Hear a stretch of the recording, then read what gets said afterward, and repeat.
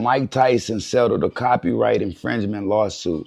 He was sued for using the song Murdergram in a 30-second training video to promote his $20 million fight against Jake Paul. Well, you know what? He earned more than 20 million. Let's just be honest. Let's just be real. Well, look here.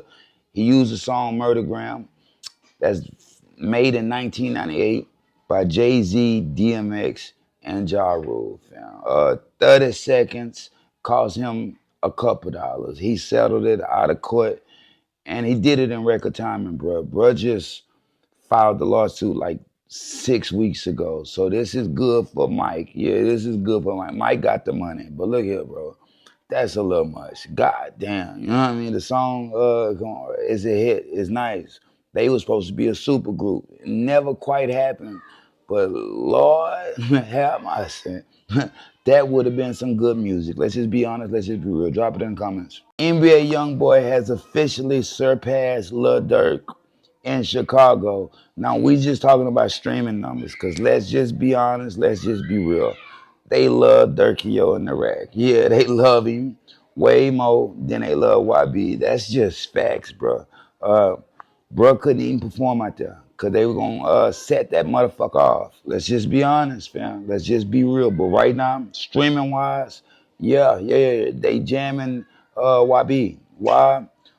Every track YB spit, he ain't dissing Lil Durk. Like, sometimes you got to separate the music from the artist, you know what I mean? And be able to just enjoy that shit. So yeah, I could believe it.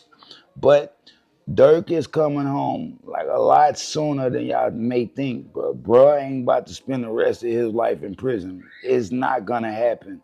And those numbers, just like all numbers, are gonna change. But right now, YB up. Yeah, YB up. He's killing it on tour. I'm just being honest, just being real. Drop it in the comments. NBA YoungBoy hired extra security to perform at the United Center in Chicago. Extra security, bro, had SWAT, CPD, mercenaries, anything they could find, he had ready just in case some shit popped off. On top of that, he even had the no bags allowed, not even the see-through ones. You know what I mean? Real shit. He wasn't taking no chance. The shit still got shut down. Why? They saying, bro, he wanted to do a Lil Durk diss song at the end of his set. You know what I mean? He wanted to close the night with a Lil Durk diss song, despite them having a lot of kids in the facility. You know what I mean? He was still gonna do that, and it was gonna pop off, bro. Yeah, it was gonna pop off. He was gonna get out of there.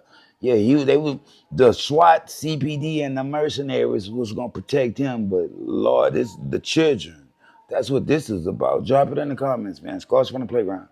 Surpassed 13 billion streams on Spotify. This year, in 2025, bruh surpassed 13 billion streams. Now, his whole career, lifetime streams, 120 billion, which puts him in a league of his very own. You know what I mean? Bro ain't really even got to compete no more. Now he could just really just make music and enjoy himself. But first, you got to get Kendrick out of his head. You know, get him out your ticker too. Get Kendrick Lamar out of your ticker and your head and just get back to the tunes, bro. You got it. You know what I mean? Nobody else will see these type of numbers, bro. It's guaranteed. Careers don't even last that long these days.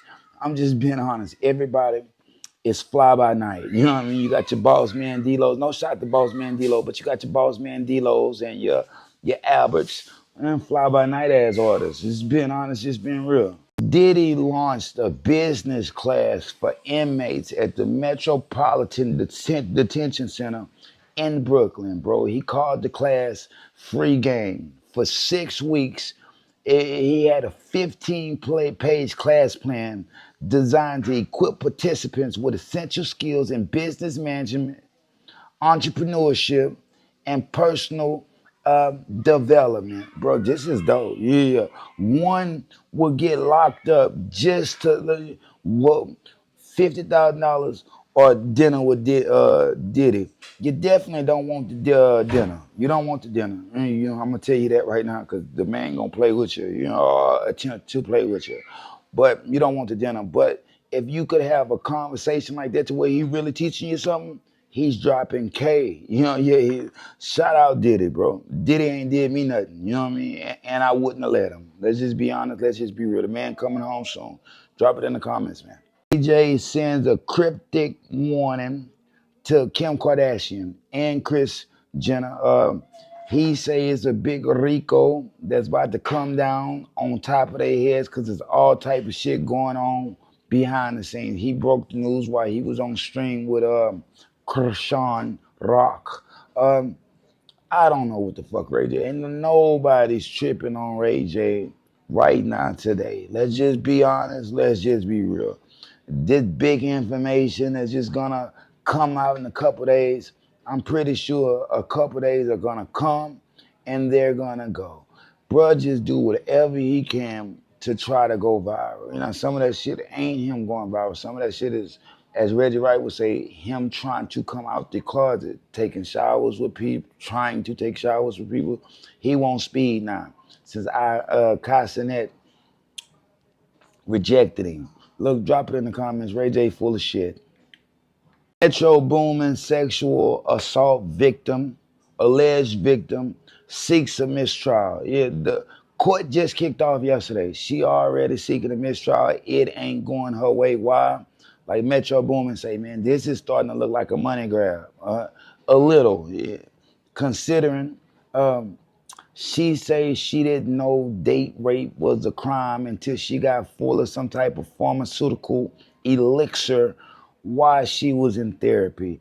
That make me look at it sideways. But I will say, in 2017, the man released a song, Rap Save Me, in where he say she took a Xanny and fainted. Now the victims say that's exactly what happened. I took a Xanny, fainted. He did what he did with her, had his way with her. Look, drop it in the comments. I think he's gonna settle out of court. It'd probably be the best thing he can do. Just being honest, just being real. Drop it in the comments. Scars from the playground. Dave Blunt premieres a second Kanye West diss track. Now the first one was lackluster. Lackluster. This one is too, but some of the things he's saying make this one right here go. I'm just being honest, just being real. The man say Kanye's off his rocker. I think Kanye off his meds. Say you ain't gay, then why you give your cousin head? You know what I mean? Look, bro. He say you calling me 10 times a day. I am not Bay. Look, man, shout out Dave Blunt.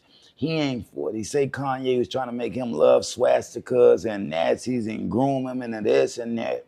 On top of that, he say he's the type of guy that likes to watch his wife swallow utter semen. You know what I mean? Look, shout out Dave Blunt. At first, I wasn't rocking with him.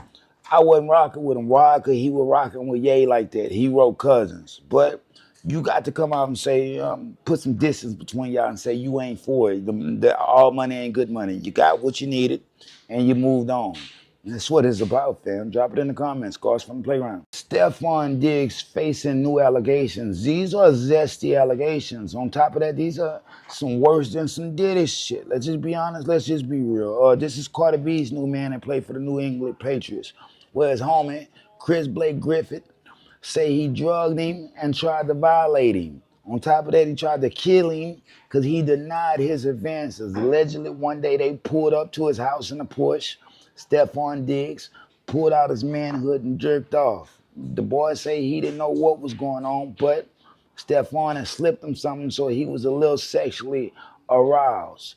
This is some weird shit, fam. But look here, he say Stephon tried to pull his head, make him do to finish the job. He say no, he wasn't for it. He say he got out of the car. They walked in the house. Stephon licked him in the ear. He say he ended up thinking that he got to fight his way out of this motherfucker and end up somehow getting out. Look, this whole thing is weird, but I believe him. Drop it in the comments. Public Enemy is performing on Jimmy Kimmel Live. Look, Jimmy Kimmel is back. Yeah, he's back. And Jimmy is sending a message with this one. Media versus the government. He's trying to let you know he could say and is gonna say whatever the fuck he want. Right now, he making them people way too much money to have to be censored. I didn't see the fun in the joke. I'm gonna be honest with you. I didn't see the funny in it. But like he say, bro, freedom of speech. He could say what he want without thinking his job on the line. Well, look, he got Public Enemy on there.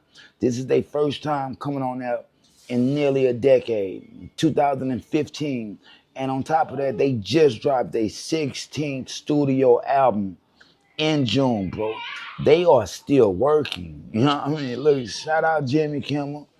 It is what it is, bro. He wasn't even suspended for a week. He's right back. They said indefinitely. Obviously, that don't mean forever. Drop it in the comments, man. Scars from the playground. If they throw it, I'ma catch it to play the game like Tetris. I'm one of a kind rap. People tell me I'm a clip. I've been working 24 hours, summertime to winter. I ain't really at the chill, it gotta be about business.